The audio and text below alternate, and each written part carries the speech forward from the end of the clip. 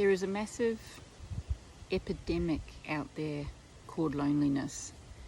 And I'd like to introduce to you a concept that might blow your mind in the ideas that you might have associated with loneliness or the term loneliness.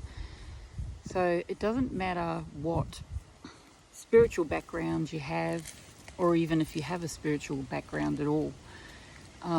It doesn't matter whether you think God created the planet or a spirit or a source, or whether you don't believe in any of that. There is one thing we all have in common, and that is that we are living on the planet Earth, and we are working and living and moving on this big round thing called Earth. So with that in mind, if you think about nature is supporting itself. So on this earth we have trees, we have the grass, we have everything growing, and they're all supporting each other. And then we have what we associate with, the moon, the sun, which is all nurturing the earth. It's sustained in one,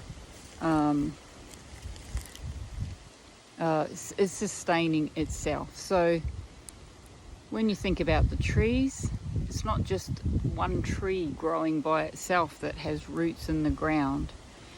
All the roots, if you look under the soil into the ground, all the tree roots are interconnected to each other. They're all supporting each other, and they're all being nurtured by the rain, by the sun, by the soil, the nutrients in the soil.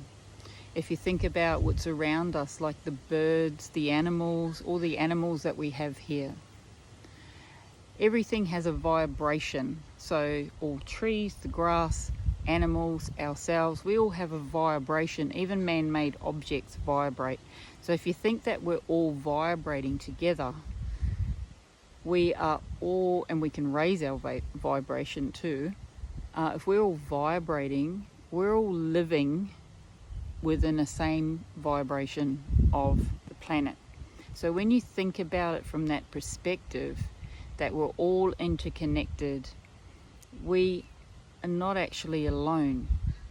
When a bird flies into our lives, or an animal walks up to us, they're actually offering us a gift. Even when we meet someone in our lives, they come to us, they're offering us them as a gift. And with this gift, they provide medicine.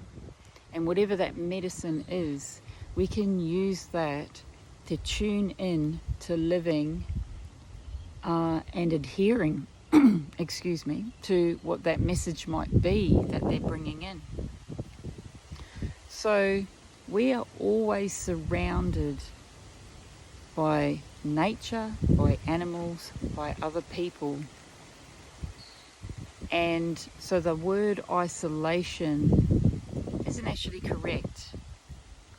So getting out into nature, getting out and catching up with your friends, and just tuning in to what's happening around you with the wind, with the animals that are coming into your life, you can connect with them and feel like you are all joined in unity as one.